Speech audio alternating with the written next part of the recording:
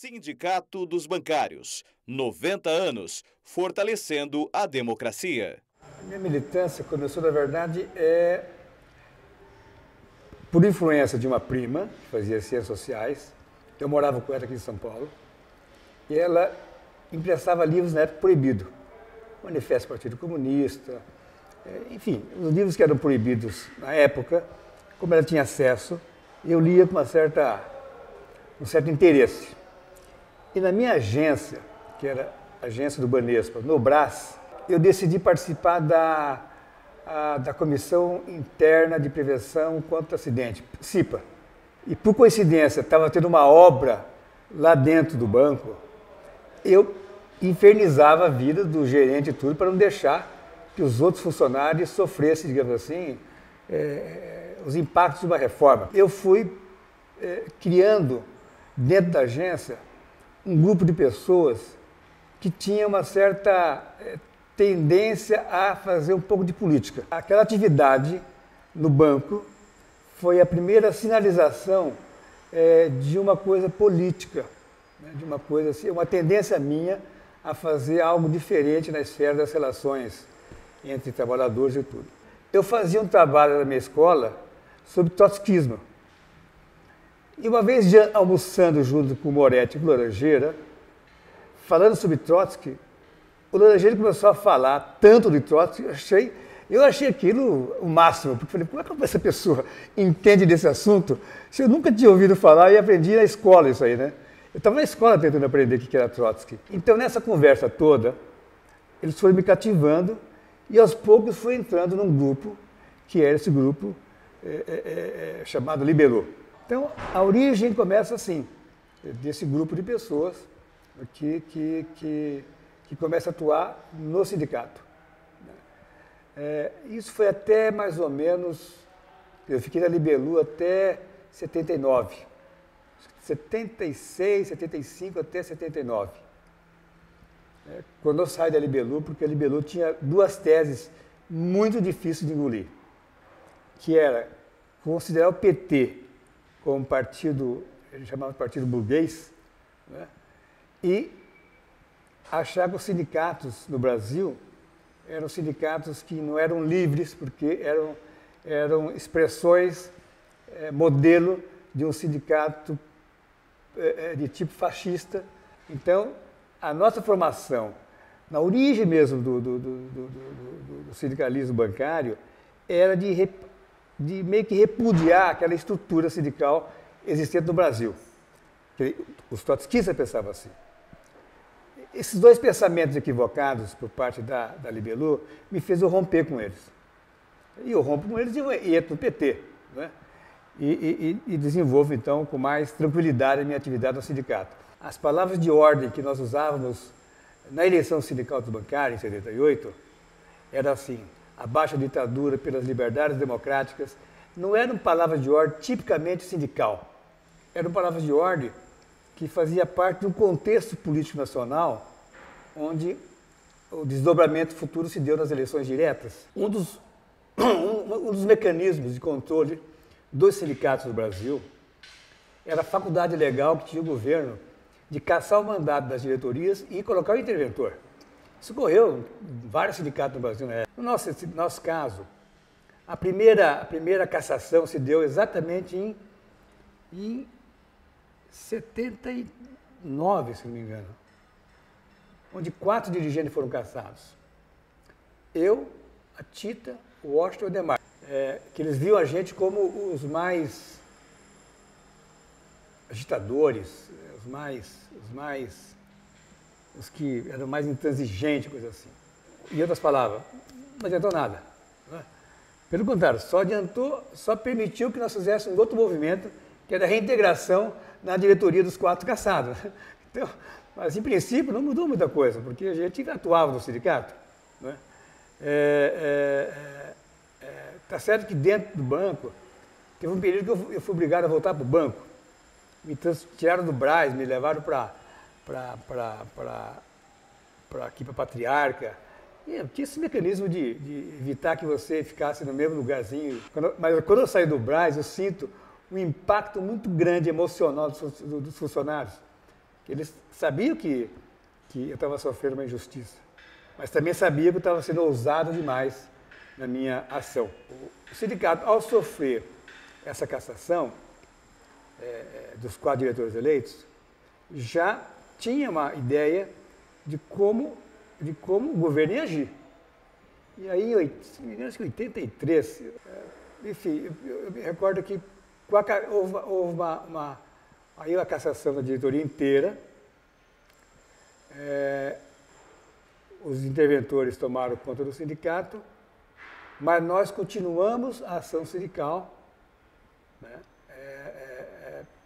reunindo a diretoria, pedindo dinheiro para os bancários contribuir para manter a folha bancária, que era diária, e era um trabalho assim, extremamente pesado, porque você não tinha uma estrutura como tinha o sindicato, mas a gente manteve aquela folhinha bancária do sindicato direto, durante um bom tempo. Né? Houve uma efetiva greve dos vigilantes mesmo, vigilante bancário, que basicamente era bancário naquela época, onde naquela igreja lá no Glicério, né, era o ponto de referência do comando, etc. E eu sei que num certo dia o exército cercou todo aquele Glicério, né, com caminhões, enfim, aquele aparato militar, né? E eu fui tentar conversar com o comandante para ver se daria para dialogar, negociar alguma coisa, porque eu falei, olha, é possível negociar? O senhor falou, peraí, você é líder? Não, eu posso negociar com o nome dele, então entra aqui no camburão, tipo, já meteu no camburão. Várias pessoas foram presas nesse período no DOPS, né? Mas a gente não tinha tanto receio assim. Um pouco diferente, por exemplo, da Vila Euclides, quando em 78 aqueles aviões começaram aquilo dava muito medo, né? Dava muito medo. Nosso sindicato fazia muita greve em bancos, etc., né? Nesse período, mas em 85 explode a categoria bancária do Brasil inteiro, né?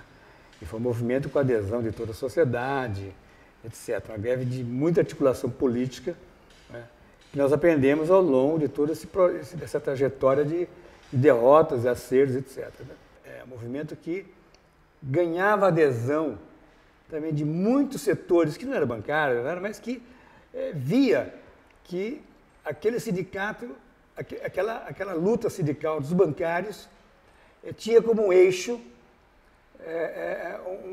uma luta contra o regime instalado, que ainda era uma ditadura militar. Então, por isso que eu digo que foi muito importante essa vitória. E o Brasil, durante um bom tempo, de 78 para frente, era um Brasil que tinha greves, explodiam greves no Brasil inteiro. Né? Que, aliás, foi um dos motivos, uma das razões que permitiu depois que houvesse campanha pelas diretas e tudo. As pessoas às vezes não atribuem muita importância ao movimento sindical.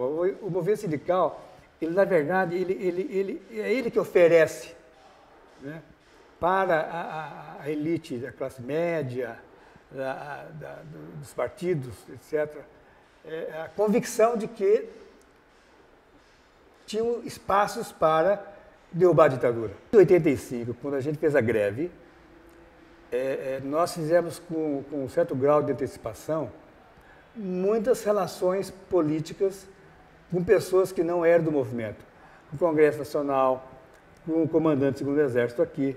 E eu fui conversar com o comandante. E o comandante perguntou assim, o que vocês querem? A resposta primeiro eu queria que o senhor observasse o que nós estamos pedindo, né, qual a situação dos bancários, para mostrar para o senhor que face à situação dos bancários, a greve é inevitável. E o que a gente veio pedir para o senhor é que o Exército não interviesse, ficasse longe desse movimento. Ele falou, não, tudo bem, então faça a greve. No que ele fala aquilo, né? No jornal, a gente metia no jornal, né? Conversamos com o Exército, então aquilo foi criando na categoria uma bruta coragem, entendeu? Não? O nosso sindicato foi o primeiro sindicato a ter na sua pauta de reivindicação chamada ajuda à alimentação. Os bancários comiam nos restaurantes do centro da cidade e quem se beneficiava disso eram os funcionários do centro da cidade. O pessoal de agência longe não podia se beneficiar porque era muito longe. E a gente sempre fazia panfletagem na porta do restaurante e tudo. Mas aí inventaram de, vamos fazer uma reivindicação que é de pagar ajuda de alimentação. Isso se deu através do ticket do Vale, né? Que depois se disseminou pelo Brasil inteiro. O nosso sindicato é o grande autor, digamos assim, dessa política que acabou gerando essa reivindicação em escala nacional e todos conseguiram ter os tickets e tal. O nosso sindicato conseguiu. Mas para isso, não foi uma coisa simples. A atividade cultural do sindicato jogou um papel de muito destaque. Eles inventaram assim, uns pratos gigantescos, uns garfos e facas gigantescos, umas frutas gigantescas. Então nós fazíamos aquelas passeatas pelo centro bancário, né, com aquelas coisas, né? E era muito interessante ver aquilo, né? Aquilo chamava atenção, que era exatamente a nossa reivindicação. A reivindicação era ter uma ajuda de alimentação. E eu acho que esse destaque foi obtido através desse esforço visual do que a gente estava pedindo. Os bancários adoraram ver aquilo, né? Ver aquela coisa assim, totalmente diferente. Nosso sindicato era muito criativo. A imagem que mesmo não tendo pessoas mobilizadas, a imagem que eu conseguia exercer chamava atenção. Era uma coisa nova. Não? Imagina, um japonês de gravata, do sindicato, bicho, subindo em cima da cadeira com o megafone falando. Né? Era uma coisa inusitada. Então, muita gente guardou na memória, né? E às vezes relembra de quem, você fazia isso. Né? Eu não sabia que o pessoal dava tanta importância assim. Mas eu sei que era duro para mim fazer isso aí, sabe? E eu lembro que eu contratei um engenheiro, um rapaz, para pensar um outro modelo de som. Aí teve um dia que ele falou assim, Chiquinho, tem uma coisa que é muito interessante, só que ele faz barulho, que é usar essas gerador que usa em camping. Vamos fazer. Eu sei que ele fazia um bruta de um som, falei, descobrimos o que a gente quer. Né? Aí aquele som deixava os bancários loucos, porque aquilo reverberava para, enfim, todos os prédios, né? E aquilo depois contaminou, todos os sindicatos começaram a criar isso. E depois deu em caminhão, tem coisa muito mais potente, né? Mas em princípio foi aquele carrinho que teve um papel muito importante na comunicação. Né? E aquele carrinho foi, digamos assim, o precursor de outras maquinarias tão potentes, né? Em matéria de som, via a geração de energia através de geradores. Nesse ponto, nosso sindicato também teve esse papel de muito destaque. Do ponto de vista de projeto, na Câmara não é tão fácil aprovar projeto. Só que nós estávamos na Constituinte.